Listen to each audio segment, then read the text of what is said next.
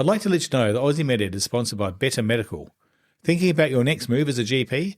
Better Medical has clinics across Queensland, South Australia, Victoria and Tasmania, offering you the freedom to practice your way and backed by a strong support network.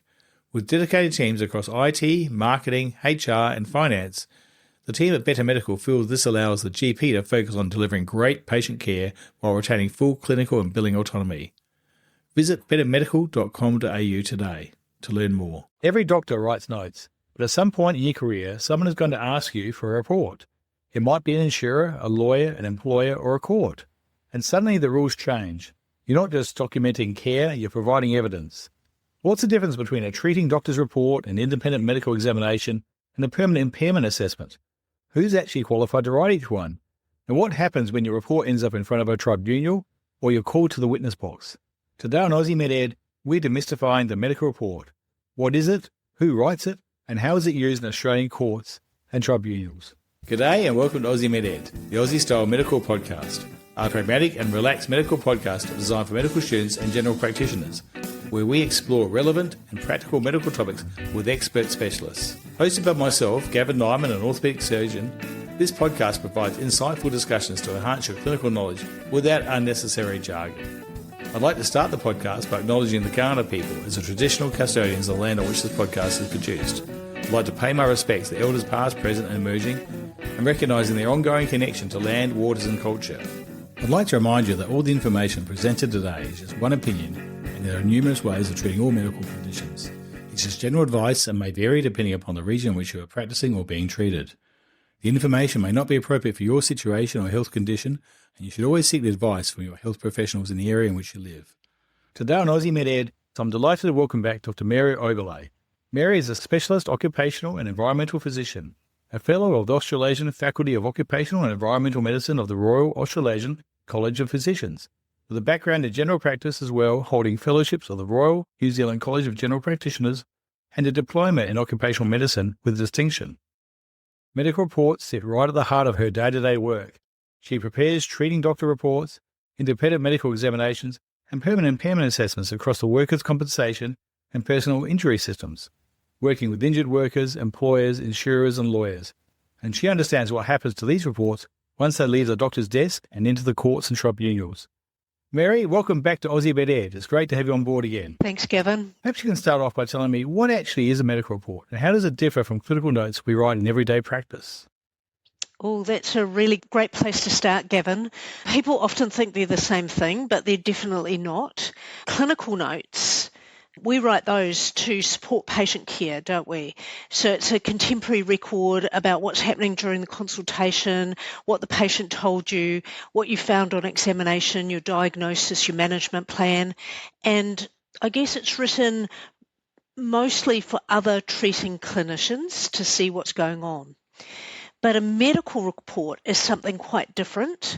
It's more of a considered and structural opinion, and it's written for a very specific purpose and a specific audience. So that audience could be an insurer or a lawyer or an employer or even a tribunal or a court. And not only do we just record what's happened, you're actually answering a very particular question using your medical expertise. So I often tell the junior doctors that the clinical notes are like the building blocks, whereas the report is the finished building. So if your notes are really thorough and accurate, then writing the report will be a lot easier. But if your notes are, shall we say, sparse, well, then it's like baking a cake with half the ingredients.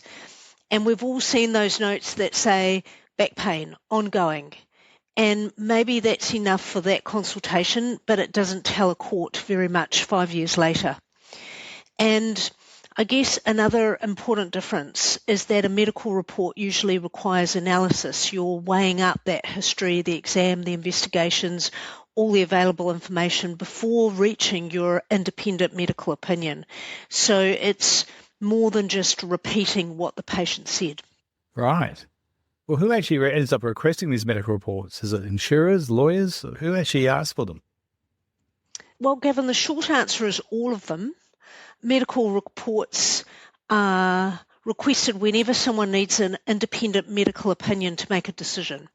So it could be an insurer assessing a workers' compensation claim or a motor accident claim or income protection or total and permanent disability.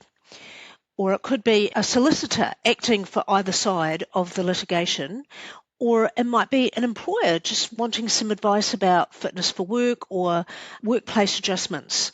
And sometimes it's a tribunal or a court that's seeking expert evidence. And I guess the important thing to remember is that although somebody actually commissions and pays for your report, they don't get to dictate the opinion. And I think that's one of the biggest misconceptions, isn't it, Gavin, that people have. And I often explain it this way. So if you pay, say, one of those house inspectors to inspect your house, you don't get to choose whether they find cracks in the foundation. So you're paying for their expertise, but not their agreement. And it's exactly the same with medicolegal medicine. My opinion belongs to me, not to the person who requested the report. And sometimes that actually surprises the patients as well, because they say, oh, you're just the insurance doctor. And I gently explain, no, I'm the independent medical specialist who's been asked to answer some specific medical questions. And that independence, I think, is, and I'm sure you'll agree, is absolutely fundamental. Very much so. So which doctors end up writing them? Is there something every doctor will encounter, or is it a specialised area or practice? Oh, no, I think every doctor will write some form of medical report sometime during their career, won't they? GPs are asked for reports all the time. Specialists, I'm sure you do, provide reports for insurers, lawyers, hospital doctors, also do reports for compensation or coroners. So it's something that every doctor should understand. But the more specialised medico-legal report, like the independent medical examination or a permanent impairment assessment or an expert witness report, that develops with experience. So the doctors doing this kind of work generally have quite a lot of clinical expertise in their specialty before they move into medico-legal practice. And sometimes people imagine that medico-legal work is separate from clinical medicine, but really it's an extension of it. You're still applying all the same principles of diagnosis and pathology and evidence-based medicine. And the difference is that you're applying those principles to answer the questions that they've posed rather than making a treatment decision like we do in our clinical practice. Brilliant. So you've touched upon a few different types of medical reports. Let's define each one. At the beginning, you mentioned the treating doctor's report. What does that typically contain? Well, the treating doctor's report is about that ongoing therapeutic relationship. It communicates the relevant medical information about the diagnosis or the treatment or the recovery or maybe the prognosis. And usually it contains the patient's history, the physical examination findings, investigations, diagnosis, treatment, their current symptoms, medications, maybe something about their functional limitations, and also their expected recovery. And sometimes that report will answer some very practical questions like, can this person return to work? Are they fit for modified duties? Do they require some ongoing treatment? And in terms of treating doctors, I always emphasise avoiding that drift into advocacy, because we're all naturally very empathic towards our patients, aren't we? It's part of being a good doctor, but our reports still need to be very objective. So supporting our patient doesn't mean overstating the findings, and I think a balanced report like that shows both sides is often far more persuasive than one that's one-sided. We'll be right back. Aussie MedEd is proudly sponsored by eMedici, an Australian-made medical education platform for med students, junior doctors and IMGs. Whether you're preparing for your med school exams, the AMC, the specialty training exams, or looking for CPD to stay sharp on the wards, eMedici offers thousands of MCQs, clinical cases, OSCEs and mock exams to help you study smarter and build real clinical confidence. To learn more, visit emedici.com/meded. Excellent. So what actually is an independent medical examination then? You mentioned that earlier on as well. So the independent assessment is done for a really specific medicolegal purpose. So the assessment begins with a review of all the information provided, and that could be hundreds and even thousands of pages, as you know, Gavin. It can be GP notes or specialist reports, imaging, hospital records, a lot of employment information, and then you go into the consultation itself, and that involves, again, taking a detailed history, doing an examination where it's appropriate, and then considering all the available evidence before you come to your independent opinion. So it's important to understand that it isn't a treatment consultation. Well, I always explain that to patients right at the beginning because it really helps to set expectations. So I say, today I'm not acting as your treating doctor. My role here is to assess your condition independently and answer the questions that I've been asked. And that clarification often avoids a lot of confusion later. So, as you know, people arrive and they're understandably really anxious because they've heard horror stories about these IMEs. And most leave saying, hey, that wasn't nearly as bad as I expected. And I think that comes back to treating patients with respect and explaining the process and really listening to them carefully. And even if you're not providing treatment, you still have to be professional and compassion still matters. Well, then there's obviously a different type of independent medical report called a permanent impairment assessment. What's the function of that and what is it actually measuring? I think you'd agree, Gavin, that that's the one that causes the most confusion. So a permanent impairment assessment is measuring permanent loss of body function. So it's not measuring pain. It's not measuring disability. And we're certainly not deciding whether someone deserves compensation. And we're not judging whether they're a good or a bad person. It's actually an objective assessment, and it's done according to some very prescribed guidelines. So I use the car analogy here.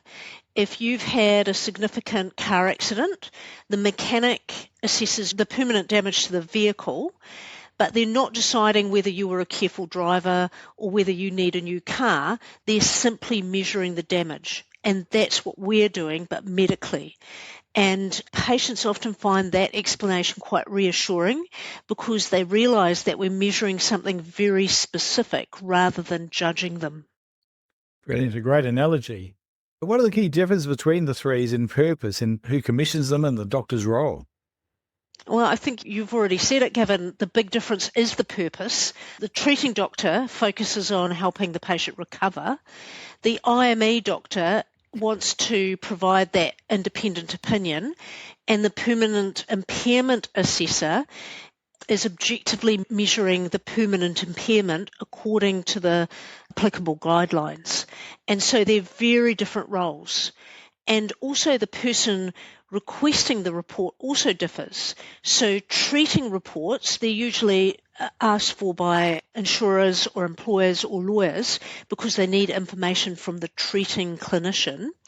And then the IMEs, usually commissioned by insurance or legal. And then permanent impairment assessments are requested under very specific statutory compensation schemes or during litigations. And so as a doctor, you have to remain really conscious of what role you're actually doing at the time, because wearing two hats can, as you know, create confusion and conflict. In an independent medical examination, do you actually form a doctor-patient relationship? And is that different from, say, a treating doctor? Oh, that's a good question, because it's the one that even many doctors find confusing. So the interaction is professional and it's respectful, but it is fundamentally different from that therapeutic treating doctor-patient relationship. Because the purpose of an IME, that's not diagnosis or treatment, it's an independent assessment. And that means I'm not taking over the person's care or prescribing ongoing treatment or becoming their specialist. Of course, if I identify something that requires urgent medical attention, I have an ethical obligation to act. But ordinarily, my role ends with providing my opinion to the commissioning party.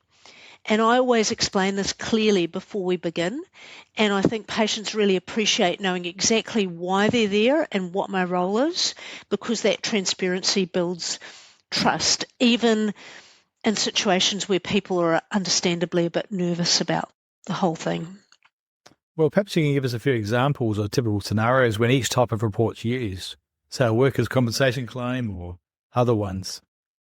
The reports are found in all sorts of different settings. So say a worker injures their shoulder lifting some heavy equipment, and so their GP is going to provide the treating reports which document their diagnosis, the treatment, and their capacity for work. And then their insurance, they could request an independent medical examination to get an independent opinion about the diagnosis, the cause, the treatment for the shoulder, and the work capacity. And then if the worker reaches maximum medical improvement and the legislation requires, then they may need a permanent impairment assessment to determine whether they've met the relevant impairment threshold. Or say it's a motor vehicle accident. So reports are needed to determine what injury they've had, ongoing treatment, and long-term impairment. So then there's income protection, total and permanent disability claims. They involve specialist reports, often about functional capacity and prognosis. And even though all those settings, they vary, the underlying principle is always the same. Good medico-legal reports are objective and they're evidence-based and they're clearly reasoned, because at the end of the day, it's not our role to decide who should win the case. Our role is to assist the decision makers by providing them with a reliable medical opinion. And if we stick to that, then we're doing our job properly. Excellent. Well, are guidelines and resources used to help prepare these reports? I've heard of the AMA guide to the evaluation of permanent impairment. Perhaps you can tell me a bit about which guides are actually used and what these are. This is where I found out that medico-legal medicine's far more structured than I expected. So we're not simply giving our opinion based on years of experience, even though clinical judgment is obviously important, but those permanent impairment assessments are done using prescribed guidelines, and those guidelines depend on the compensation scheme and the jurisdiction. So as you said, the American Medical Association's guides to the evaluation of permanent impairment, the AMA, but it's important to understand that in Australia we don't use them in the same way that the United States does. So many Australian jurisdictions have adopted an edition of the AMA guides, like 4, 5 or 6, and they've modified them through their own legislation and the state-specific guidelines. And that's really important because you can't assume that the same methodology applies everywhere.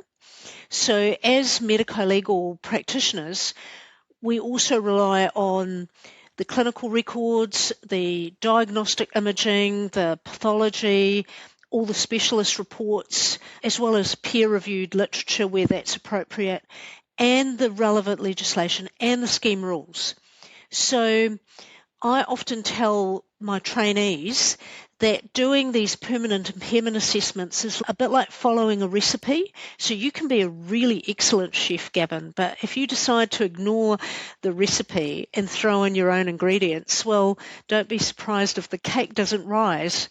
And it's the same here. And so it's consistency, isn't it? Consistency is the reason why all the guides exist. Obviously, the different guides are used to work out a whole person impairment. What actually is a whole person impairment? But what actually does it mean? Whole person impairment, WPI. You hear that word or that term a lot, don't you? But it isn't always well understood. It's a standardised way of expressing the permanent impairment as a percentage of the overall loss of your body function. So, important to remember what it isn't. It isn't a percentage of pain or a percentage of disability or a percentage of someone's ability to work. So someone can have quite a low whole person impairment percentage, but they still might be completely unable to perform their job that they previously did. But on the other hand, another person can have quite a high percentage impairment, but they can continue working very successfully. So they're all different concepts, and the calculation itself follows the applicable impairment guidelines. So it isn't something that the assessor invents. Each body system has prescribed methods of assessment, like the lower limb or the spine or the eyes or whatever it is. And where there's multiple impairments, then they're combined using a formula. They're not just added together. And patients are sometimes surprised by that. They'll say, oh, I've injured my shoulder and I've injured my knee. That's 20 plus 20 equals 40. Unfortunately, medicine isn't quite that simple. So the calculations are designed to avoid overestimating the combined effect of the multiple impairments. Thanks then, Mary. What does a typical assessment appointment involve for the person being examined and assessed? Most patients have never attended an independent medical examination before, so naturally they're a little anxious. So the first thing I do is explain exactly why they're there and what my role is, and I think that immediately puts people at ease. And then the consultation usually begins with a detailed history, and that covers the mechanism of injury, the treatment, the current symptoms, their functional limitations, their employment history, and their relevant past medical history. And then there's a focused physical examination, depending on the condition being assessed. And sometimes you need extra measurements under the applicable impairment guidelines. And throughout the assessment, I'm comparing the history, the examination findings, and the medical records to see if everything's consistent. And one patient once said to me, I thought that was going to be like an interrogation. And instead, they said that they felt it was like a thorough specialist consultation. And to me, that was lovely to hear, because although we're doing an independent assessment, people still deserve politeness and respect and clear communication. And being independent doesn't mean being impersonal. Well, what training is required to perform these permanent impairment assessments and other types of assessments as well? Can any doctor do them? The short answer, no. Not every doctor can simply wake up one day and decide to start performing permanent impairment assessments. So the exact requirements depend on the jurisdiction. And there's formal training and accreditation that are required before doctors can do these assessments within the different statutory compensation schemes. And there's lots of courses around, and they teach the methodology behind the impairment guides, how to do the assessments consistently, and how to apply the legislation correctly. So clinical experience is obviously very essential, but it's only one part of the picture. So I often compare it to learning to fly. So just because I'm an experienced traveller, or you, Gavin, doesn't qualify us to pilot the aircraft. And just the same, being an excellent clinician doesn't automatically qualify you to do permanent impairment assessments. You also need to understand and learn the assessment methodology and the legal framework and where you're working. Well, I mean, how does accreditation work then? Who runs the courses and what do they involve and how long do they take then? Varies according to the jurisdiction. Generally speaking, accredited training providers, they run these structured courses and they cover all the relevant impairment guides and the practical assessment techniques, the report writing, and the assessment methodology. So there's usually a bit of pre-course reading, and then there's in-person or online training, and then there's some practical exercises and a formal assessment before accreditation is granted. And some jurisdictions have panels of accredited assessors, others have different requirements depending on the scheme. So the important point is that the accreditation isn't just attending the weekend course. It's about demonstrating that you can apply the guidelines accurately and consistently. And it's that consistency that's essential, because decisions involving compensation often depend directly on these assessments. Right. And are there any ongoing requirements to maintain accreditation, and do they differ between jurisdictions as well? Oh yeah, absolutely. So they do change. So medicine changes, legislation changes, and impairment guidelines are updated. So most jurisdictions require ongoing professional development and refresher training, periodic reaccreditation, and some also require you to complete a minimum number of assessments or to participate in quality assurance activities as well. And the requirements vary between the schemes. And so that's another reason why medicolegal practice requires that ongoing learning. It's certainly not something that you can learn once and then put on autopilot. You've got to keep your eye on the ball. Right. Is this all the same for IMEs and treating doctors, or is permanent impairment assessments even harder than the other two? And what other formal training is required for the IMEs and treating doctor reports? Well, interestingly, there isn't usually mandatory accreditation to write a treating doctor's report. Every clinician writes report as part of their routine practice. But writing a good medicolegal report, that's a skill in its own right. So way back then, medical school taught us how to diagnose disease, but it didn't necessarily teach us how to write an expert opinion that's going to stand up to legal scrutiny. So doctors performing independent medical examinations don't usually require formal or statutory accreditation in the same way as those permanent impairment assessors, although a lot of us do extensive education and medicolegal practice and report writing and expert witness work.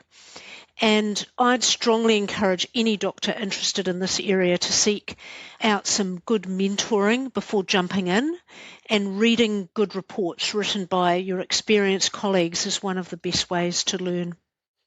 Well, obviously that's one tip. Are there any other tips you could give for someone interested in medical legal work? And what's the usual pathway to get into this area? I think it evolves quite naturally. You become known for being a really careful clinician who writes those clear and balanced reports, and then your colleagues notice, lawyers notice, insurers notice, and before long you're being asked to provide your opinion more regularly, and that's generally how it starts. So my advice would be to build a very solid clinical career first, because your credibility as an expert rests on your clinical expertise. And learn to write well. Keep your reports objective. Stay within your area of expertise and find some experienced mentors. Get the right education, and don't be afraid to say, that's outside my expertise. That's one of the hallmarks of a really good expert, to say, well, that's not in my field, that's beyond my field of practice. And I guess also remember that your reputation is your greatest asset. So a doctor who's known for being fair and balanced and evidence-based will always be more valuable than someone who's perceived as advocating for one side or the other. Because at the end of the day, our opinion should be able to stand up to scrutiny regardless of who commissioned the report. And if you can honestly say that, then you're on the right track. Well, finishing up, what are the standard components of a medical legal report? I mean, Is there anything particular that varies between the types of reports, and how do you normally proceed? I think a good report has a logical structure and every section has a purpose. So most reports start with the administration. So who requested the report, who was examined, when did the assessment take place, what documents were available. Then we move into the history, not just the history of the injury, but the past medical history and the medications, the work history, the treatment received, current symptoms, functional capacity, and then the physical examination findings, and these need to be objective. If I've measured a range of motion or identified some neurological signs, I record exactly what I find, not what I hope to find. And then after that, I summarise all the relevant investigations like imaging, pathology, and only then do I provide my opinion. And I think that's an important lesson for junior doctors. Don't jump to the conclusion first and then work backwards. Show your reasoning. Let your reader follow your thought process. And then, finally, I answer the specific questions that I've been asked.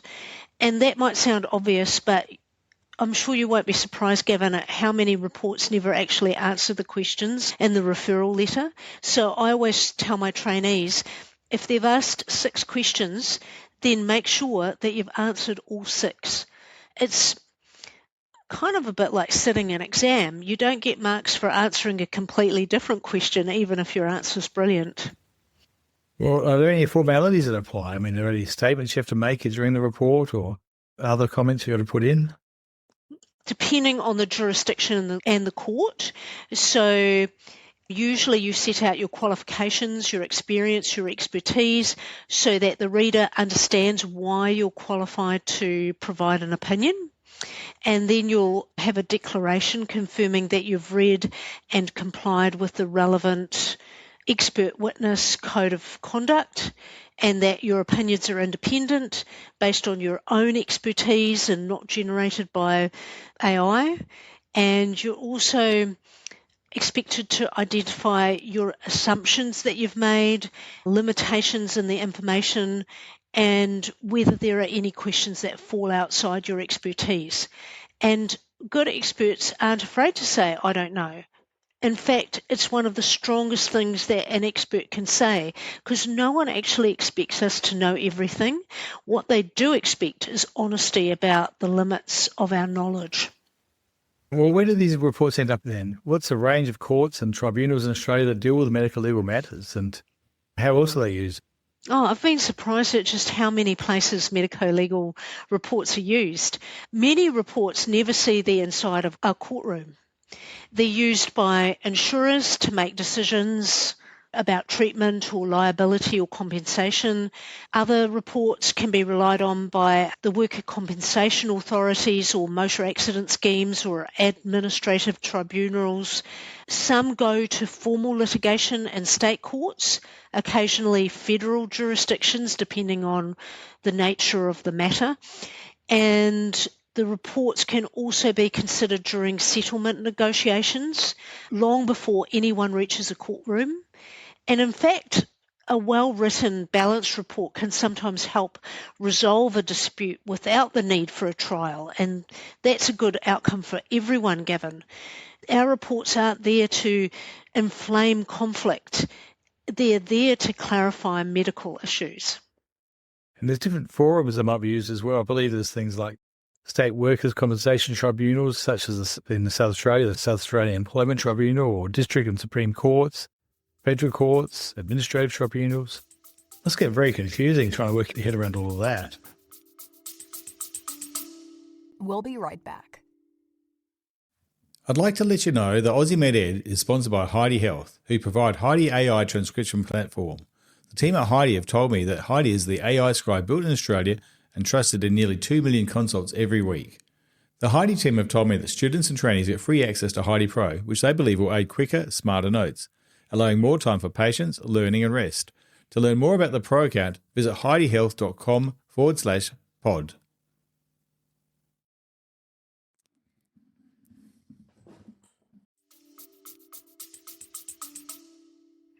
Well, each Australian jurisdiction does have its own legislative framework. So the exact forum depends on the type of case. So as an example, workers' compensation disputes could be heard by a specialist tribunal or a commission established under the state legislation. Motor accident claims go through statutory authorities or the court. Civil litigation, personal injury, district court, Supreme Court, depending on the complexity and the value of the claim. Some matters go through administrative review bodies, and wherever it's going, Gavin, as you know, the principles don't really change. Whether the report ends up before a tribunal member or a Supreme Court judge, your job is exactly the same. Provide an independent, evidence-based medical opinion. The audience can change, but your professional obligations don't. I believe when you provide an independent medical report and you present it to a court or a tribunal, then you're called an expert witness. Is that correct? And what's the role of this expert witness to the court? What's their duty? Well, I guess an expert witness owes their primary duty to the court or the tribunal, not to the person paying the invoice. So people often assume that just because an insurer or a solicitor engaged you, that you're somehow on their team, but you're not. And that's the principle that every expert needs to understand from day one. So I explain it this way. Gavin, you're the umpire in the cricket match, and one of the teams paid for hiring out the grounds. But you're not going to give them every decision, are you? Your role is to apply the rules fairly and objectively. So it's the same principle.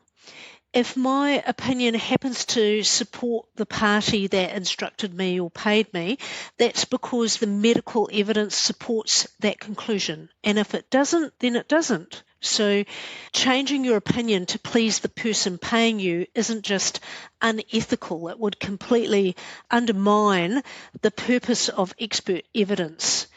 Your credibility takes years to build and only minutes to lose. Gary, what happens procedurally when a doctor is called to give evidence?